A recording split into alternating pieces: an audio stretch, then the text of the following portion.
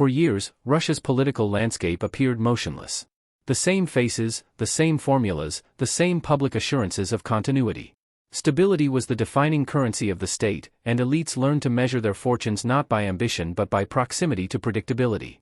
Yet over the past months, something has shifted. Conversations once whispered in the corners of ministries are now carried out in half-closed offices with the blinds drawn.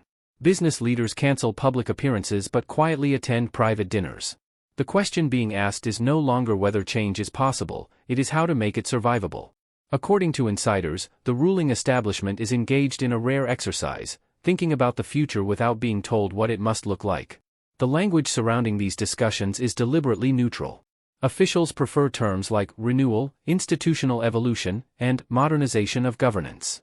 Those phrases sound bureaucratic, but in the coded dialect of Russian politics they hint at preparation, a recalibration designed to preserve the system's structure while adjusting its facade. Senior bureaucrats speak of the need to update mechanisms of accountability and to improve the feedback loop between society and the state. Beneath that careful phrasing lies anxiety. The war economy has tightened budgets, sanctions have eroded long-standing channels of enrichment, regional leaders complain, cautiously, that their territories are absorbing social tension once contained by subsidies and federal transfers. What was once a unified vertical now resembles a chain under strain, each link supporting more weight than before. Economists describe the current phase as a test of endurance. The model that governed Russia for 2 decades, high centralization combined with selective generosity, relied on an endless flow of resources from exports. That flow is no longer guaranteed. Energy revenues fluctuate, and the domestic market, though resilient, cannot replace external demand. As one executive recently remarked in private, the stability contract was written in oil. The collapse of that contract has forced elites to improvise new rules of survival. Some advocate greater openness to private enterprise and regional autonomy, others insist on tightening control until external pressure eases. The divide between these camps is growing, and though it is rarely visible to the public, it shapes every meeting at the upper levels of government. The security apparatus remains outwardly unified, but even their subtle distinctions are emerging. Technocrats urge a focus on economic resilience, while traditional power ministries argue that strength comes from discipline, not diversification. For now, these debates are contained within the bureaucracy, but the tone has changed. Reports circulate of quiet reassignment of mid-level officials, of inspections that seem less about corruption and more about loyalty. Such movements, insignificant on their own, collectively suggest preparation, not necessarily for crisis, but for adjustment. The leadership is searching for equilibrium between old habits and new realities, between a system built on personal authority and an environment demanding flexibility. Meanwhile, the elite social routines have altered. Expensive restaurants once filled with confident conversation now host quieter, shorter dinners. Prominent figures speak in riddles, careful not to reveal whether they advocate reform or resistance. The atmosphere is one of suspended certainty, everyone senses movement beneath the surface, yet no one can predict its direction. Analysts describe it as the silence before a correction, a pause in which every actor reassesses value, allegiance, and risk. The danger of such silence is that it breeds imagination. When facts are scarce, rumors multiply, and rumors, in the world of power, often become self-fulfilling. The government's public narrative remains one of unbroken continuity. Speeches emphasize unity, documentaries celebrate endurance, and official news frames each reform as an expansion of the existing course. But the contrast between tone and mood is widening. Within ministries, senior staff compile contingency reports with phrases like gradual transformation and restructuring of decision chains. None of these documents proposes abrupt change, yet their very existence signals awareness that the current model is approaching its limits. In political systems built on stability, recognition of limits is itself revolutionary. For citizens, these undercurrents remain invisible, yet their effects are tangible: inconsistent policies, overlapping announcements, moments of hesitation that betray uncertainty at the top. The sense of inevitability that once surrounded Russian governance has begun to fade, replaced by a cautious improvisation that even loyal officials admit feels unfamiliar. Whether this will lead to reform or retrenchment is unknown. What is clear is that the machinery of power is listening to itself again, testing its own echo, gauging its own strength. At Flashpoint News, we continue to track this quiet recalibration, the conversations behind closed doors that will define Russia's next political phase. In systems built on silence, understanding comes from patience, not noise. Stay with us, subscribe, and follow our upcoming coverage as we trace how the country's elites attempt to reshape continuity without naming it change. Behind the polished surface of Russia's administrative order, small cracks are starting to show. Not dramatic fissures, not chaos, just the faint lines that appear when a structure begins to carry more pressure than it was designed for. Inside ministries, a new rhythm has taken hold: more meetings, fewer conclusions. Every directive seems to require an additional layer of approval, every public statement is weighed against unseen sensitivities. Officials speak less about achieving goals and more about maintaining balance. To the outside observer it may look like routine bureaucracy, but according to several analysts who have tracked elite behavior for years, it is the rhythm of a system quietly bracing for adjustment. The question now is what form that adjustment will take, and whether it can occur without undermining the very continuity it seeks to protect. In recent months, regional administrations have begun to show signs of greater independence. Governors who once limited themselves to implementing federal directives are now testing the boundaries of initiative. Some publicly propose regional investment programs that diverge from federal priorities, others discreetly negotiate with local business groups to sustain employment and tax revenue. These steps are small, but their symbolism is powerful. They indicate that the regions are no longer content to serve purely as executors of central policy, they are positioning themselves as stakeholders in the debate about Russia's political and economic trajectory. For the Kremlin, this is both an asset and a risk. On one hand, it distributes responsibility and diffuses tension; on the other, it signals that the center's monopoly on direction is no longer absolute. The business community is undergoing a similar transformation. A decade ago, success meant proximity to power; today, it increasingly depends on adaptability. Entrepreneurs accustomed to relying on state contracts are seeking private partnerships, foreign or domestic, to survive sanctions and trade restrictions. Their rhetoric has changed too. Instead of support for the national course, they now speak of economic sovereignty and self-sufficiency. These phrases, though aligned with official vocabulary, carry a different undertone, one of pragmatic separation. Behind polite loyalty lies an unspoken desire for predictability, for rules that do not shift with each new decree. In effect, the economic elite is signaling its need for a framework beyond personalities. Whether such a framework can emerge within the current configuration remains uncertain. Political observers describe the atmosphere as one of restrained anticipation. No one expects sudden reform; rather, the expectation is of gradual mutation. Institutions adapt by imitation; they repeat old gestures while adjusting their meaning. New committees are formed to streamline coordination, old ministries are merged or renamed, and long-serving officials quietly retire for health reasons. Each of these gestures is presented as administrative housekeeping, but together they trace a pattern of renewal disguised as maintenance. The state is performing continuity while slowly reassembling itself. It is an intricate balancing act, enough change to relieve pressure, but not enough to imply vulnerability. The military-industrial complex remains the most disciplined component of this equation, yet even there the tone is shifting. Production targets are met, but profit margins shrink, and internal correspondence increasingly refers to optimizing expenditure and reducing duplication of effort. That language is bureaucratic, but in this context it reflects something deeper: fatigue. The machinery of mobilization is still functioning, but its operators are searching for a sustainable rhythm. The effort to keep up appearances of inexhaustible strength is beginning to yield to the logic of endurance. Such transitions, experts warn, often precede policy realignments. When a system starts speaking the language of efficiency instead of ideology, it is preparing for a long game. Diplomatic activity mirrors this internal recalibration. The country's foreign representatives have shifted tone from defiance to composure. Speeches that once bristled with confrontation now emphasize multipolarity, development, and cooperation. The change is subtle, but deliberate. Diplomacy, as one insider remarked, is often a reflection of domestic posture, a signal to external partners that the system is not collapsing, merely evolving. Yet the very need to project evolution implies awareness of vulnerability. The more often officials speak of stability, the more it sounds like reassurance addressed inward rather than outward. For ordinary citizens, these changes remain invisible, filtered through the same language of continuity that has defined official communication for decades. But those who follow the rhythm of events, the tempo of meetings, the pattern of appointments, the tone of statements, sense the underlying shift. It is the difference between confidence and concentration, between power that acts naturally and power that checks its own pulse. Russia's elite may not be openly divided, but it is increasingly self-aware. The awareness itself changes the game. once a system begins to monitor its own stability, it tacitly admits that stability is no longer assumed. No one within the establishment uses the word transition, yet everything points toward its slow preparation. Policies are being drafted for contingencies not yet acknowledged, institutions are being tuned for conditions not yet declared. It is governance in rehearsal, a kind of political simulation where every actor repeats familiar lines, aware that the next script may read differently. In this atmosphere of quiet calculation, even silence becomes a statement.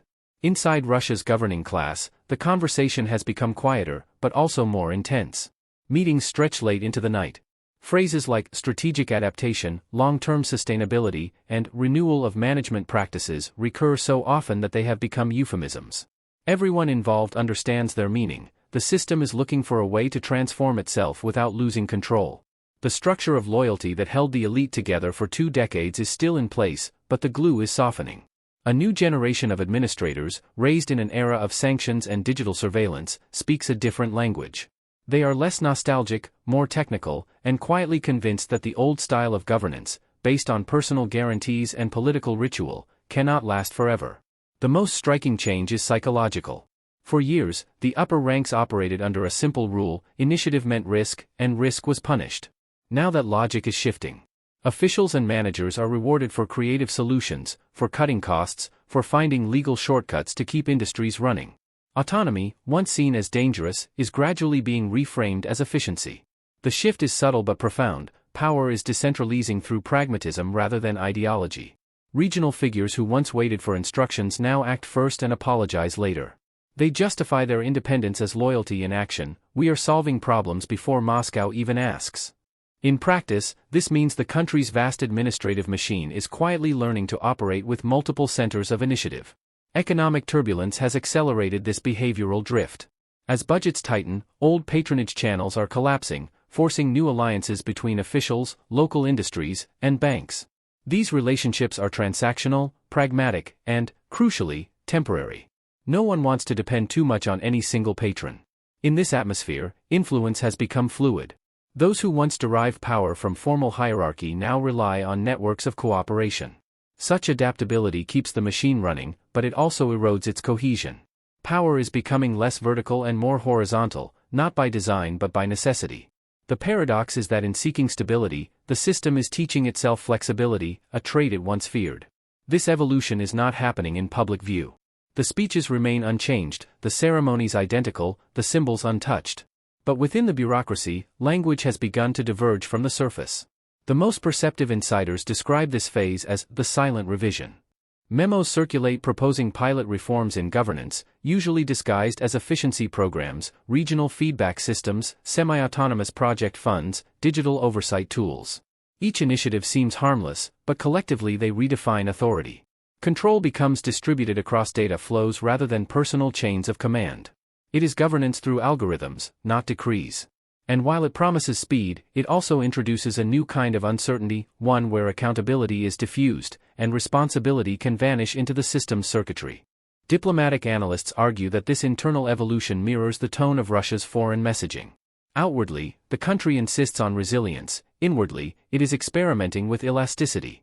The logic is simple: if confrontation with the West persists, domestic stability must rely on adaptability rather than abundance. That means reform without confession, change without admission. The art lies in pretending that renewal was always part of the plan. To the outside world, the leadership projects confidence; to the inside, it whispers about recalibration. The message between the lines is one of managed inevitability, the idea that adjustment is not surrender but survival. For many within the elite, this approach feels both reassuring and unsettling. It protects them from the shock of abrupt reform, yet it also reminds them that their future depends on a system that is quietly rewriting its own rules. The uncertainty is psychological as much as political. People who built their careers on loyalty now measure their prospects by relevance. Younger technocrats, fluent in global markets and data management, are advancing quickly, replacing veterans whose influence was built on connections rather than competence. The old guard observes the shift in silence, aware that any protest could be read as defiance. The new generation moves cautiously, promising continuity while embodying change.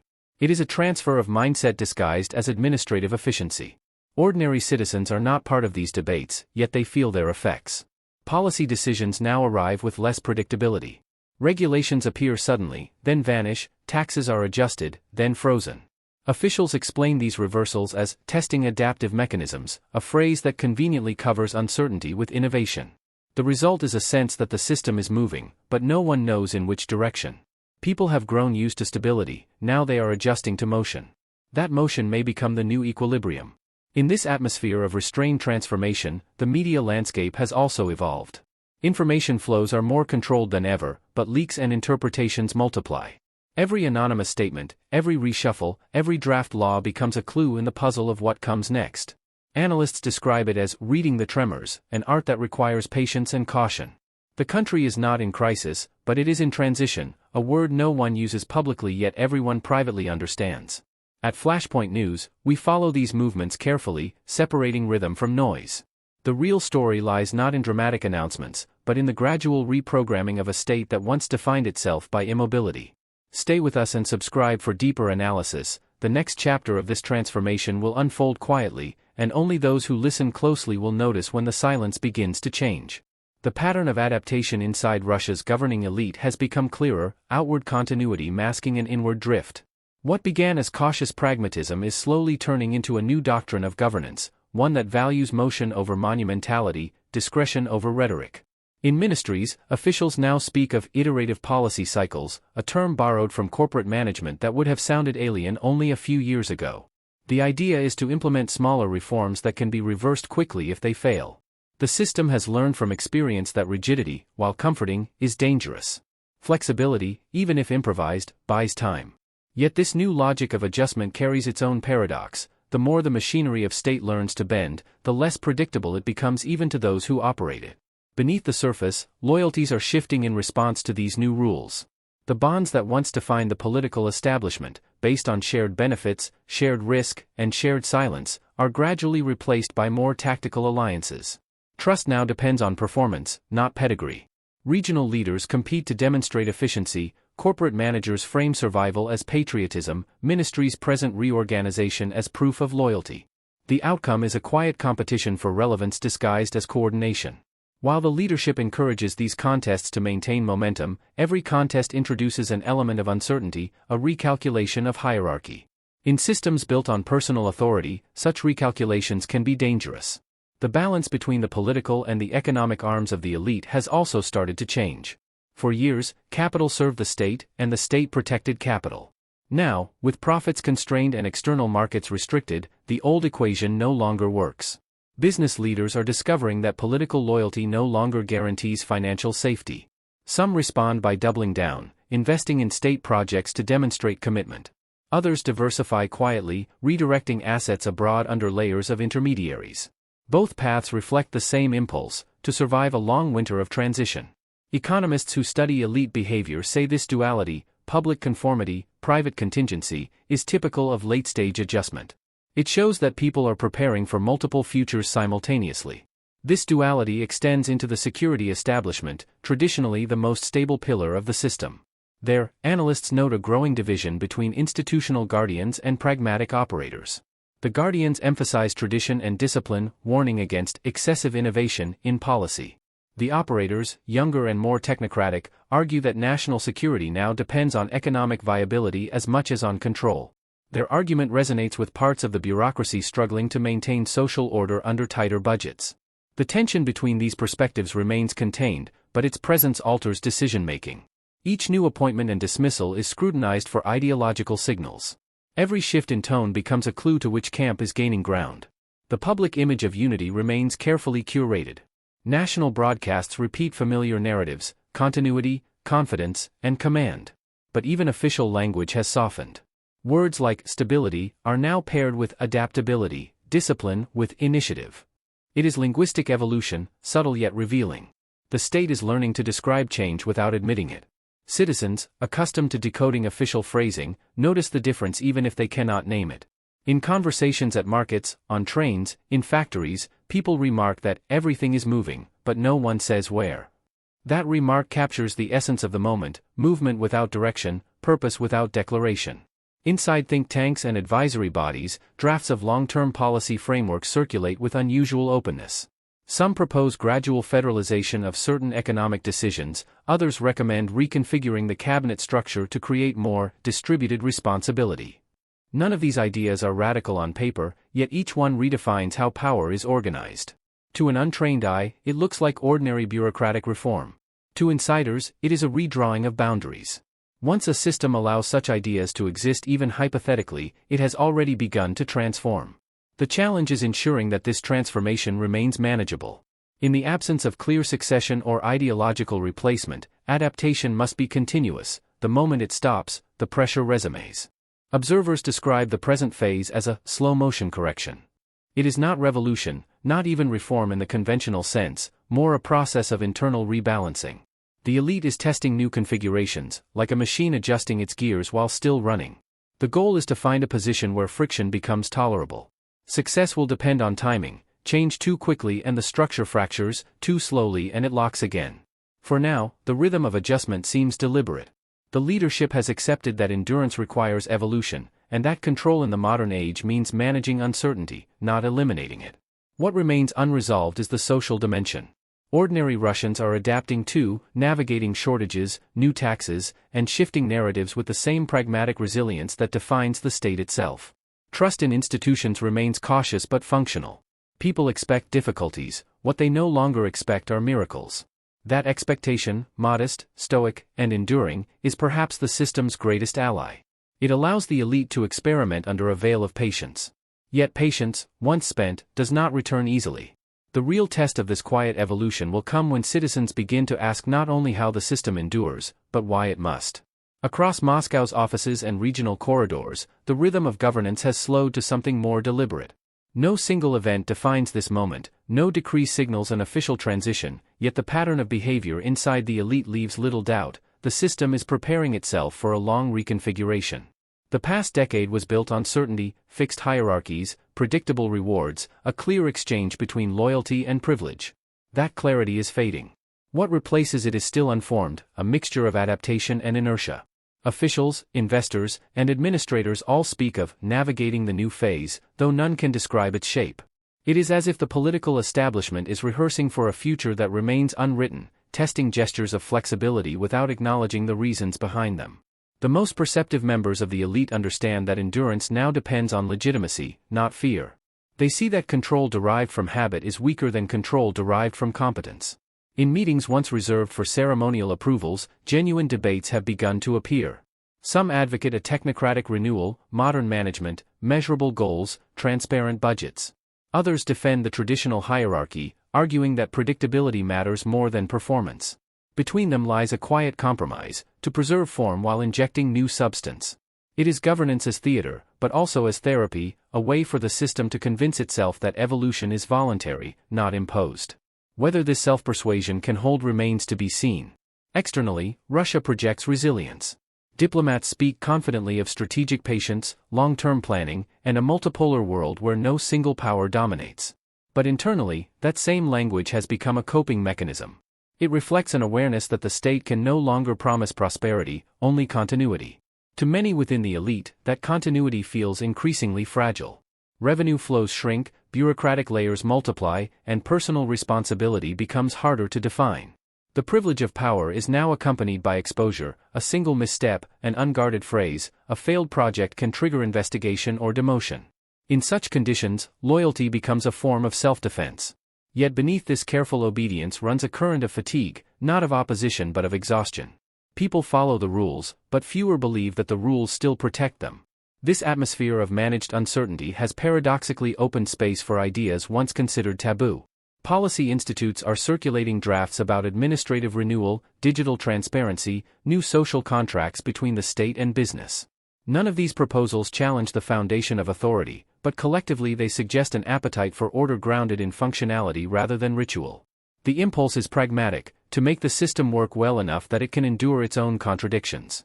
That is the logic of survival through competence, a quiet revolution of method, not message. Whether it succeeds depends on the willingness of those in power to let efficiency replace myth as the language of legitimacy. Among citizens, adaptation continues in silence. The public has become accustomed to uncertainty, to delayed promises, to the slow pace of reform.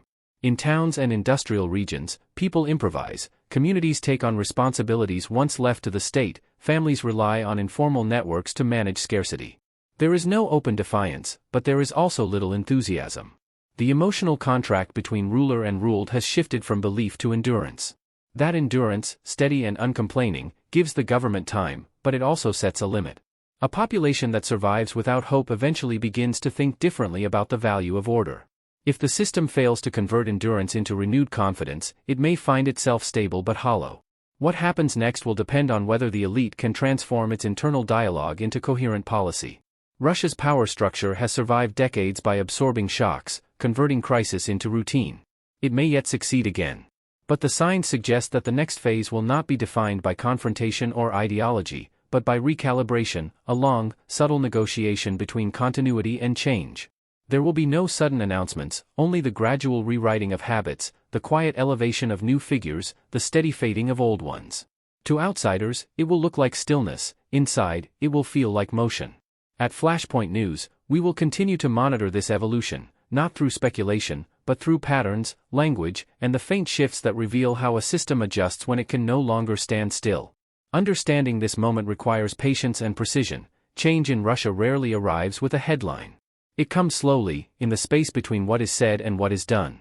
Stay informed, stay observant, and subscribe to Flashpoint News for the next chapter in this unfolding story, where silence, more than noise, tells us what is really coming.